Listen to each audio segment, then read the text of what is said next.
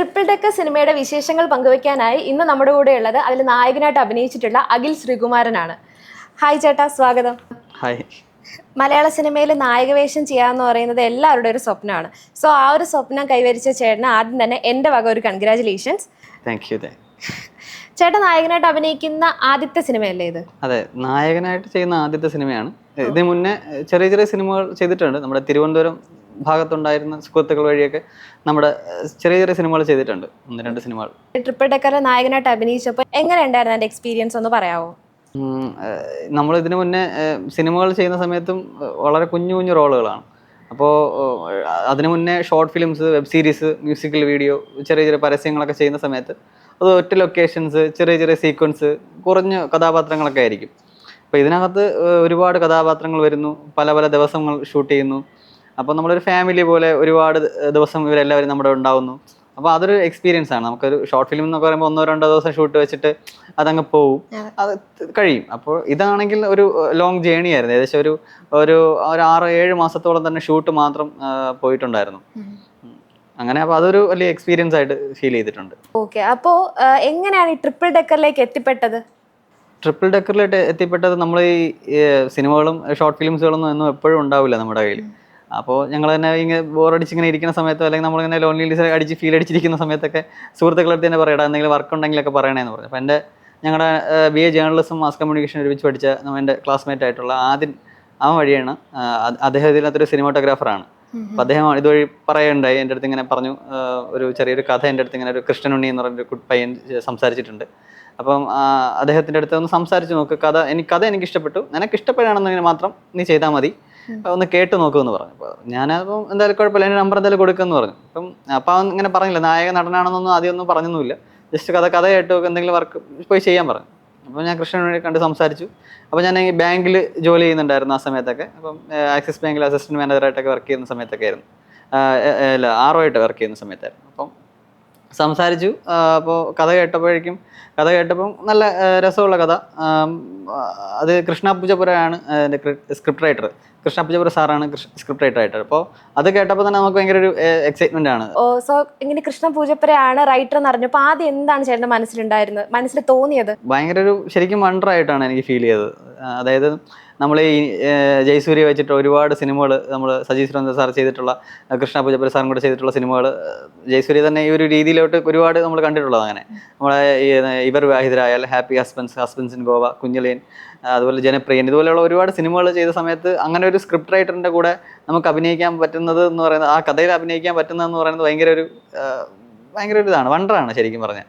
അപ്പം അത് സ്ക്രിപ്റ്റ് ആരെയാണെന്നുള്ള രീതിയിലൊന്നൊരു ചെറിയ ഹിൻറ്റ് ഉണ്ടായിരുന്നെങ്കിൽ പോലും കൃഷ്ണനുണ്ണി അത് തന്നെ പറയുമ്പോൾ ആയിരുന്നു കേട്ടപ്പോൾ തന്നെ ഭയങ്കര ഒരു വണ്ടറായി. അപ്പോൾ കൃഷ്ണനുണ്ണിയുടെ തുടർന്ന് ചോദിച്ചു, കൃഷ്ണനുണ്ണി ഈ കഥ എങ്ങനെയാണ്, എത്രയാണ് ബഡ്ജറ്റ് എന്നുള്ള രീതി സംസാരിച്ച സമയത്ത്, ആ ബഡ്ജറ്റ് പറഞ്ഞ സമയത്ത് ഞാൻ അങ്ങ് ഞെട്ടിപ്പോയി. അപ്പോൾ ആ ബഡ്ജറ്റിൽ നിന്ന് അത് ഈ കഥ എങ്ങനെ ചെയ്യും എന്നുള്ളൊരു ഡൗട്ട് എനിക്കുണ്ടായിരുന്നു. പക്ഷേ ഡൗട്ട് ക്ലിയർ ചെയ്തത് ആദിനാണ്. കാരണം ആദ്യം എൻ്റെ അടുത്ത് പറഞ്ഞു, കൃഷ്ണനുണ്ണി എന്ന് പറയുന്ന വ്യക്തി ഇതിനു മുന്നേ 10,000 രൂപയ്ക്ക് ഒരു സിനിമ ചെയ്തിട്ടുണ്ട്. അത് ട്രാൻസിഷൻ എന്ന് പറഞ്ഞൊരു മൂവിയാണ്. അത് നമ്മുടെ തമിഴ്നാട് ഫിലിം സ്റ്റിഫ് എന്ന് പറഞ്ഞ ഫിലിം ഫെസ്റ്റിവലിൽ അതിന് അവാർഡ് ഉണ്ടായിരുന്നു. മികച്ച തിരക്കഥാകൃത്തിന് കൃഷ്ണനുണ്ണിക്ക് തന്നെ അവാർഡ് കിട്ടിയിട്ടുണ്ട്. അപ്പം അത് എൻ്റെ അടുത്ത് പറഞ്ഞു, അവൻ 10,000 രൂപയ്ക്ക് ഒരു ചെറിയ സിനിമ ചെയ്തിട്ടുണ്ടെങ്കിൽ അവൻ ഈ സിനിമ കംപ്ലീറ്റ് ചെയ്യും, അതൊരു വിശ്വാസമാണ്. അവൻ ഈ സിനിമ കംപ്ലീറ്റ് ചെയ്തത് എങ്ങനെ ഇരിക്കുമെന്നൊന്നും ഞാൻ പറയുന്നില്ല, പക്ഷെ നിനക്ക് നായക നടനായിട്ടാണ് നീ അഭിനയിക്കുന്നത്, അപ്പോൾ ഈ സിനിമ കംപ്ലീറ്റ് ആവും. അപ്പം ഞാനത് കേട്ടപ്പോൾ ഇനിയിപ്പോൾ വേറെ ഒന്നും ചിന്തിക്കാനില്ല, പെട്ടെന്നൊരു നായകനായിട്ടൊന്നും ആരും വിളിക്കൂല. അപ്പോൾ അയാൾ നമ്മളിൽ വയ്ക്കുന്ന ഒരു വിശ്വാസം. ഇപ്പോൾ കൃഷ്ണ പൂജപ്പുര സാർ ഇപ്പോൾ എൻ്റെ പ്രൊഫൈൽ അയച്ചു കൊടുത്ത സമയത്ത് കൃഷ്ണ പൂജ സാറും ഓക്കെ പറഞ്ഞു. അപ്പം ഇവർ രണ്ടുപേരും കൂടെ ഇങ്ങനെ പറഞ്ഞ സമയത്ത് നമ്മളിൽ അർപ്പിക്കുന്ന ഒരു വിശ്വാസം ഉണ്ടല്ലോ, അതാണ് ശരിക്കും നമ്മളിവിടെ എത്തി നിൽക്കുന്നത് ഈ ട്രിപ്പിൾ ഡെക്കറിൽ. ചേട്ടാ, ഇപ്പോൾ എല്ലാവരുടെ ഒരു ആഗ്രഹമാണ് അവർ അഭിനയിക്കുന്ന സിനിമ തിയേറ്ററിൽ റിലീസ് ചെയ്യണം, എല്ലാവരുടെ ഒരു സ്വപ്നമായിരിക്കും അത്. സോ ഈ ട്രിപ്പിൾ ഡെക്കർ സിനിമയിൽ തിയേറ്ററിലല്ലാതെ OTTയിൽ റിലീസ് ചെയ്തതിൽ എപ്പോഴെങ്കിലും ഒരു വിഷമം തോന്നിയിട്ടുണ്ടോ? ഇല്ല, അങ്ങനെ വിഷമമായിട്ടൊന്നും തോന്നിയില്ല. കാരണം സിനിമയിൽ നായകനായി അഭിനയിക്കുന്നു, ആദ്യ സിനിമയിൽ നായകനായി തന്നെ മുഴുനീള നായകനായിട്ട് അഭിനയിക്കാൻ പറ്റുന്നൊരു സന്തോഷമാണ് ഏറ്റവും വലുത്. അത് ചെയ്തു. അപ്പം സിനിമ എവിടെയാണ് റിലീസായി ഇറങ്ങാതിരുന്നില്ലല്ലോ ഈ സിനിമ, അതുകൊണ്ട് സിനിമ റിലീസായി. അപ്പോൾ അത് OTTയിലാണ് വരുന്നത്. മനോരമ മാക്സ് അല്ലെങ്കിൽ ആമസോൺ പ്രൈം എന്ന് പറയുന്ന വീഡിയോ വരുന്നു, അവിടെ പ്ലാറ്റ്ഫോമിൽ വരുന്നുണ്ട് സിനിമ. അപ്പോൾ അത് ഭയങ്കര ഒരു സന്തോഷം തരാണ്. അപ്പം തിയേറ്ററിൽ ഞങ്ങൾ ഇതിനു മുന്നേ എൻ്റെ ചെറിയ ഷോർട്ട് ഫിലിംസുകളൊക്കെ തിയേറ്ററിൽ ഷോ ചെയ്തിട്ടുണ്ട്. ഞാൻ പഠിക്കുന്ന സമയത്തൊക്കെ തന്നെ ഞങ്ങളുടെ ഫ്രണ്ട്സൊക്കെ ചെയ്യുന്ന ഷോർട്ട് ഫിലിം ഇനിയാണ് പ്രണയം ഷോർട്ട് ഫിലിം, അതുപോലെ ഞാൻ ഡയറക്റ്റ് ചെയ്തിട്ടുള്ള ജയലക്ഷ്മി ഷോർട്ട് ഫിലിം, അങ്ങനെ കുറേ ഷോർട്ട് ഫിലിംസൊക്കെ തിയേറ്ററിൽ എന്നെ കണ്ടിട്ടുള്ള വിഷ്വലൊക്കെ എൻ്റെ മനസ്സിലുണ്ട്. അപ്പോൾ അതൊക്കെ ഒരു സൈഡിൽ ഭയങ്കര സന്തോഷം നൽകിയ കാര്യങ്ങളാണ്. അപ്പോൾ അവിടെ എന്നെ തിയേറ്ററിൽ കാണാതിരുന്നിട്ടുള്ള ഒരു സിറ്റുവേഷൻ ഉണ്ടായിട്ടില്ല. അപ്പോൾ അതിൻ്റെ സന്തോഷം അവിടെ നിൽക്കുന്നതോടൊപ്പം തന്നെ ഈ സിനിമ ഇറങ്ങിയതിൻ്റെ വലിയ സന്തോഷം കൂടെയാണ് ഉള്ളത്. അപ്പോൾ അവിടെ ഒരു വിഷമത്തിൻ്റെ ഒരു തരി പോലും ഇല്ല. ഓക്കെ. അപ്പോൾ ഈ ഒരുപാട് ഓഡീഷൻസിന് ഇതിന് മുന്നേ പോയിട്ടുണ്ടെന്ന് പറഞ്ഞു, ഒരുപാട് ഓഡീഷൻ ചെയ്തിട്ടാണ് ഇതിലോട്ട് എത്തിയത്. അപ്പോൾ ആദ്യത്തെ ഓഡീഷനെ പറ്റി എന്തെങ്കിലും ഒരു ഓർമ്മയുണ്ടോ ആദ്യം പോയത്?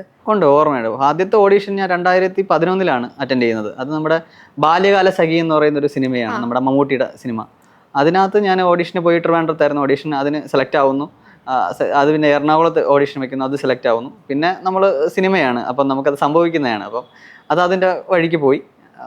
പിന്നെ അത് വീണ്ടും നമ്മൾ അന്ന് അങ്ങനെ വിഷമമായിട്ടൊന്നും ഇരുന്നൊന്നുമില്ല. അന്ന് അടുത്ത പരിപാടി ചെയ്യുക എന്നുള്ളതായിരുന്നു. അപ്പോൾ കലോത്സവങ്ങളൊക്കെ നടക്കുന്നുണ്ട്, കലോത്സവത്തിൽ അഭിനയിക്കുന്നു, മോണോ ആക്ട് ചെയ്യുന്നുണ്ട്, നാടകം ചെയ്യുന്നുണ്ട്, അങ്ങനെയുള്ള കാര്യങ്ങളൊക്കെ ചെയ്യുന്ന സമയത്ത് സുഹൃത്തുക്കളോടൊപ്പം ഉള്ള സന്തോഷങ്ങളും കാര്യങ്ങളൊക്കെയാണ്. അപ്പോൾ അതിൻ്റെ വിഷമങ്ങളൊന്നും ആ സമയത്ത് ഉണ്ടായിരുന്നില്ല. അത് വീണ്ടും അടുത്ത ഓഡീഷൻ അറ്റൻഡ് ചെയ്യുക അത്ര. കൂടെ അഭിനയിച്ചവരെ പറ്റി പറഞ്ഞിട്ടുണ്ടായിരുന്നു. സോ ഇതിൽ നായികയായിട്ട് അഭിനയിച്ച വൈഷ്ണവി, ഗൗരി, അവരെ പറ്റിയൊക്കെ എന്താണ്, അവരോടായിട്ടുള്ള ഒരു എക്സ്പീരിയൻസ് എങ്ങനെയുണ്ടായിരുന്നു?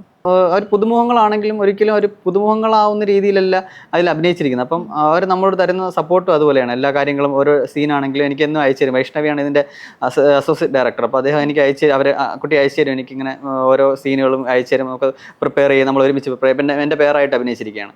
അപ്പോൾ എല്ലാം നമ്മൾ പ്രിപ്പയർ ചെയ്യും, നമുക്ക് പറ്റുന്ന രീതിയിൽ അതിനെ മാക്സിമം സപ്പോർട്ട് ചെയ്യും. അതുപോലെ തന്നെ ഗൗരി ആയാലും ഓരോ സീൻ അഭിനയം നമ്മുടെ കൂടെ തന്നെ ഉണ്ടാവും, എപ്പോഴും ഇവരൊക്കെ ഉണ്ടാവും ഓരോ സീന്. അപ്പോൾ ആ കുട്ടിക്ക് അഭിനയിക്കാൻ ഇല്ല എന്നുണ്ടെങ്കിൽ പോലും നമ്മുടെ സീനിൽ വരുമ്പോഴേക്കും നമ്മുടെ അടുത്ത് മാക്സിമം പറയും ഇങ്ങനെ ചെയ്യുന്നതെന്നായിരിക്കും, ഇത് കുറച്ചുകൂടെ ഈ ഒരു ചെറിയ രീതിയിൽ ചെയ്തതെന്നായിരിക്കും എന്നൊക്കെ ഉള്ള സപ്പോർട്ടുകളുണ്ട്. അപ്പോൾ ഞാനും അങ്ങനെ ആയിരിക്കും. നമ്മൾ അവരുടെ അടുത്ത് നിൽക്കുന്ന സമയത്ത് ഒരു വലിയ ആക്ടർ എന്നുള്ള രീതിയിലല്ലോ നമ്മൾ അവരോട് നിൽക്കുന്നത്. അപ്പോൾ അതിനനുസരിച്ച് ഭയങ്കര രസമായിരുന്നു അവരുടെ കൂടെ അവിടെ. മാത്രമല്ല ചുരുങ്ങിയ ബഡ്ജറ്റിലാണ് ഈ ഒരു സിനിമ ചെയ്ത് തീർത്തതെന്ന് പറഞ്ഞിട്ടുണ്ടായിരുന്നു.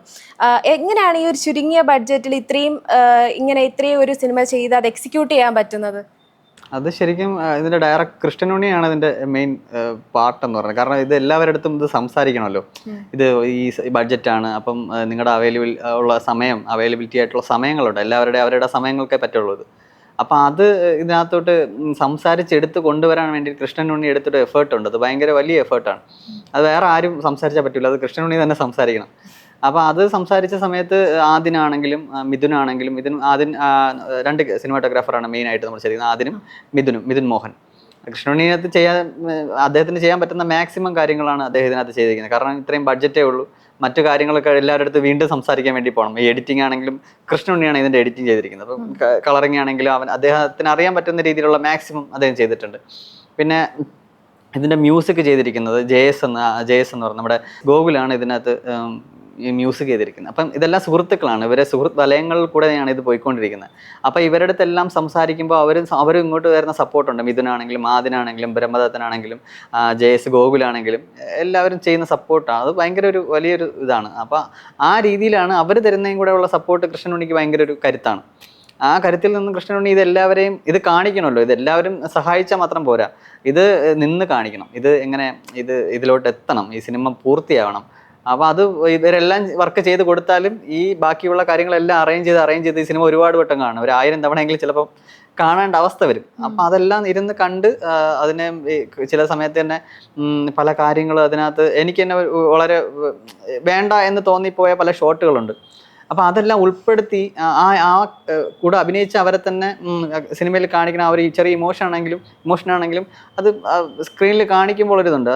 ഉദാഹരണം പറഞ്ഞു കഴിഞ്ഞാൽ എൻ്റെ അമ്മൂമ്മയെക്കുറിച്ചുള്ള കാര്യങ്ങളൊക്കെ ഞാൻ പറയട്ടെ. കാരണം ഞാൻ ഈ സിനിമ എന്ന് പറയുന്ന മാധ്യമത്തെ ഇഷ്ടപ്പെടാൻ കാരണം എൻ്റെ അമ്മൂമ്മയാണ്. അമ്മൂമ്മ പണ്ട് മുതലേ ഞാൻ ഈ സ്കൂളിൽ പോകാനൊക്കെ ഈ കള്ളത്തരം അടിച്ച് കിടക്കുന്ന എല്ലാവരും കുഞ്ഞിലൊക്കെ അങ്ങനെയാണല്ലോ. അപ്പോൾ ഞങ്ങൾ ഈ സിനിമ ഇപ്പോൾ വീട്ടിൽ അങ്ങനെ വെറുതെ ചുമ്മാ പനിയാണെന്നൊക്കെ പറഞ്ഞ് അടിച്ച് കിടക്കും. അത് ശരിക്കും പറഞ്ഞാൽ എനിക്ക് സിനിമ കാണാൻ വേണ്ടിയിട്ടാണ്. കാരണം ഞാൻ വീട്ടിൽ നിൽക്കുന്ന ദിവസങ്ങൾക്ക് അമ്മൂമ്മ ഇങ്ങനെ ചന്തയിലൊക്കെ പോയിട്ട് വരുന്ന സമയത്ത് ഇങ്ങനെ ഉച്ചയ്ക്ക് ജോലികളൊക്കെ ചെയ്യാൻ വേണ്ടിയിട്ട് ഇങ്ങനെ സിനിമ ഓണാക്കിയിടും. നസീറിൻ്റെയും ജയൻ്റെയൊക്കെ സിനിമകൾ, മോഹൻലാലിൻ്റെ മമ്മൂട്ടിയുടെ സിനിമകളൊക്കെ ടി വിയിൽ വരുന്ന സിനിമകളൊക്കെ ഇങ്ങനെ അമ്മൂമ്മ കാണും. അപ്പം ഞാനും അവിടെ ഇങ്ങനെ ഈ സിനിമ കാണാൻ വേണ്ടി മാത്രം സ്കൂളിൽ പോകാതെ കള്ളടിച്ച് കിടക്കും. അപ്പോൾ ആ സമയത്ത് അമ്മൂമ്മയെ കുറിച്ചുള്ള ഇങ്ങനെയുള്ള കഥകളൊക്കെ പറയുമ്പോൾ അമ്മൂമ്മയാണ് ഈ സിനിമ എൻ്റെ മനസ്സിലോട്ട് ആക്കിയത്. അമ്മൂമ്മയ്ക്ക് അഭിനയിക്കണം എന്നുള്ള കാര്യങ്ങളൊക്കെ അങ്ങനെയൊക്കെ ഉണ്ടെന്നുള്ള രീതിയിലൊക്കെ ഞാൻ പല റീൽസുകളൊക്കെ എടുക്കുമ്പോഴും നമ്മൾ ഉൾപ്പെടുത്താറുണ്ട് അമ്മൂമ്മയൊക്കെ. അപ്പം അമ്മൂമ്മയെ കുറിച്ച് ഇങ്ങനെ കൃഷ്ണനുണ്ണി ഇങ്ങനെ അറിഞ്ഞു. എപ്പോഴും നമ്മുടെ വീട്ടിൽ അമ്മൂമ്മയുടെ ഒരു സീൻ ഈ സിനിമയ്ക്കകത്തുണ്ട്. ഒരു ചെറിയൊരു ഷോട്ട് അവൻ ഉൾപ്പെടുത്തിയിട്ടുണ്ട്. പക്ഷെ ആ ചെയ്ത ഷോട്ട് ആ സമയത്ത് പെട്ടെന്നൊന്ന് എടുക്കേണ്ടതായിരുന്നു. വേറെ ലൊക്കേഷനുകൾ പോകുന്നതിനനുസരിച്ച് ഇവിടെ കൂടെ ഒന്ന് എടുത്തിട്ട് പോയതാ. അപ്പോൾ സമയത്തിൻ്റെ പരിമിതികൾ. പക്ഷേ ആ ഷോട്ടിൽ ലൈറ്റിൻ്റെ എക്സ്പോഷർ കൂടിയിട്ടുണ്ട്. പക്ഷേ ചെറിയ ഗ്രെയിൻസുകളുണ്ട്. പക്ഷേ എന്നാലും ആ ഷോട്ട് കൃഷ്ണനുണ്ണിക്ക് വേണമെങ്കിൽ ഒഴിവാക്കായിരുന്നു. പക്ഷേ ആ ഷോട്ട് ഉൾപ്പെടുത്തിയത് അമ്മൂമ്മയ്ക്ക് കിട്ടുന്ന ഒരു സന്തോഷത്തിന് വേണ്ടിയിട്ടാണ്. അത് കാണുന്ന സമയത്ത് അതിൽ ഗ്രെയിൻസും എക്സ്പോഷറും ഒക്കെ ഉണ്ട്. പക്ഷെ എന്നാലും അത് അവനെ അതൊന്നും ബാധിക്കില്ല എന്നുള്ളൊരു തീരുമാനമുണ്ട് അവൻ്റെ. പക്ഷെ സിനിമയെ കാണുന്നുള്ളവർക്ക് അത് എന്താണ് ഇങ്ങനത്തെ ഷോട്ടൊക്കെ എന്തിനാണ് ഉൾപ്പെടുത്തിയെന്നൊക്കെ ചോദിക്കാം. പക്ഷെ അവൻ്റെ മനസ്സിൽ അതിന് ഉത്തരവുണ്ട്, അതിനൊരു ഫീലിങ്സും. അതാണ് ഏറ്റവും എനിക്ക് ഭയങ്കരമായിട്ട് ഈ സിനിമയിൽ ഏറ്റവും കൂടുതൽ അവൻ ഒരു വലിയൊരു സന്തോഷമായിട്ട് എനിക്ക് തോന്നിയത്. അത് വേണ്ട ഒഴിവാക്കുക എന്നുള്ള ഷോട്ടായിരുന്നു. പക്ഷെ അത് ഉൾപ്പെടുത്തിയത് അതൊരിക്കലും മറക്കാനും കഴിയില്ല. അത് എനിക്ക് എവിടെയെങ്കിലും പറയണമെന്നുണ്ടായിരുന്നു. അതുകൊണ്ടാണ് ഞാൻ പറഞ്ഞത്.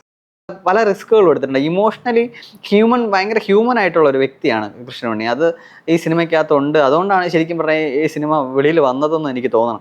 ഇതുപോലെ ഇൻഡിപെൻഡന്റ് ആയിട്ട് ഫിലിം എടുക്കാൻ ആഗ്രഹിക്കുന്ന ഒരുപാട് തലമുറകൾ, പുതിയ തലമുറകളായ യങ്സ്റ്റേഴ്സ് ഉണ്ട്. അവരോടൊക്കെ എന്താണ് ഇനി ഇതുപോലെ ഇൻഡിപെൻഡന്റ് ആയിട്ട് ഫിലിം എടുക്കാൻ ആഗ്രഹിക്കുന്നിടത്തൊക്കെ എന്താണ് പറയാനുള്ളത്? ശരിക്കും പറഞ്ഞു കഴിഞ്ഞാൽ എന്താണ് ഉള്ളത്, കയ്യിൽ എന്താണോ ഉള്ളത് അത് വെച്ച് അങ്ങ് തുടങ്ങുക എന്നുള്ളതാണ്. നമ്മൾ എല്ലാത്തിനും ഇന്നത് വെച്ച് വേണം, ഇന്ന രീതിയിൽ തന്നെ ഷൂട്ട് ചെയ്യണം, വലിയ രീതി വേണം, അതായത് വലിയ ക്യാമറ വേണം, അല്ലെങ്കിൽ വലിയ എക്യുപ്മെൻറ്റ്സ് വേണം, ഒരുപാട് വലിയ ആർട്ടിസ്റ്റുകൾ വേണം, സിനിമ വലിയ ക്യാൻവാസ് ആയി വരണം എന്നുള്ള കാര്യങ്ങളൊന്നും അല്ലാതെ മൊബൈലാണെങ്കിലും മൊബൈലിൽ അത് എടുക്കാനുള്ള ഒരു തീരുമാനം അതാണ് വേണ്ടത്. അതിനെ ഇറങ്ങി തിരിക്കുക എന്നുള്ളതാണ്. ഇപ്പം നമ്മൾ കണ്ടിട്ടുണ്ട്, ഇപ്പം ഞാൻ തന്നെ പണ്ട് ഈ റീൽസുകളൊക്കെ എടുക്കാനൊക്കെ ഉള്ളൊരു മടിയുണ്ട് നമുക്ക്. എന്നാലും നമ്മൾ എടുക്കും. അത് വെറുതെ ചുമ്മാ അങ്ങ് എടുക്കുക. ഇപ്പം എൻ്റെ സുഹൃത്തുക്കൾ തന്നെ അതൊരു ഉദാഹരണമാണ്. അവരെന്തെങ്കിലും കൊണ്ടെങ്കിൽ ചെറിയൊരു കണ്ടന്റ് ആണെങ്കിൽ എവിടെയെങ്കിലും പോയി തന്നെ ഒരു 5-10 കണ്ടന്റ് എടുക്കും. അതൊക്കെ നമുക്കൊരു ഊർജ്ജമാണ്. ഉണ്ടായിരുന്ന സുഹൃത്തുക്കളൊക്കെ നമുക്ക് ഇങ്ങനെ നമ്മളവർ പ്രചോദിപ്പിക്കുമ്പോൾ അത് ഭയങ്കരമായിട്ട് ചുമ്മാ ഇരിക്കാൻ തോന്നില്ല. നമുക്കും കൂടെ ഭയങ്കര ഇതാണ്. അവന്മാരൊക്കെ തന്നെയാണ് എൻ്റെ ഈ ധൈര്യം. ഓക്കെ. ഈ ഒരു സ്റ്റേജിൽ എത്തുന്ന വരെ ഒരുപാട് ആരൊക്കെയായിരുന്നു സപ്പോർട്ട് ചെയ്തിട്ടുണ്ടായിരുന്നത്? ഷോർട്ട് ഫിലിംസ്, അതുപോലെ വെബ് സീരീസ്, അതുപോലെ തന്നെ നമുക്ക് മ്യൂസിക്കൽ വീഡിയോസ് ഒക്കെ നമ്മൾ ചെയ്യുന്നുണ്ട്. അപ്പോൾ ഞങ്ങളുടെ തന്നെ ഇപ്പം എൻ്റെ സുഹൃത്തുക്കളായ നിജു, അതുപോലെ തന്നെ അച്ചു, അർജുൻ, അതുപോലെ ജൈത്രൻ, ആദിൻ, ഇവരൊക്കെ തന്നെ നമ്മുടെ സുഹൃത്തുക്കളാണ്. ഇവരൊക്കെ തന്നെയാണ് നമ്മുടെ കൂടെ എപ്പോഴും ഉള്ളത്.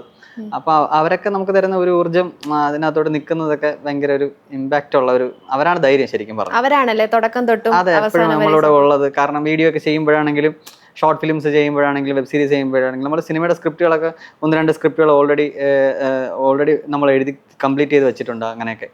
അപ്പോൾ വേറൊരെണ്ണം ഇപ്പോൾ എഴുതിക്കൊണ്ടിരിക്കുന്നു, നിജു ഒരെണ്ണം എഴുതിക്കൊണ്ടിരിക്കുന്നുണ്ട്.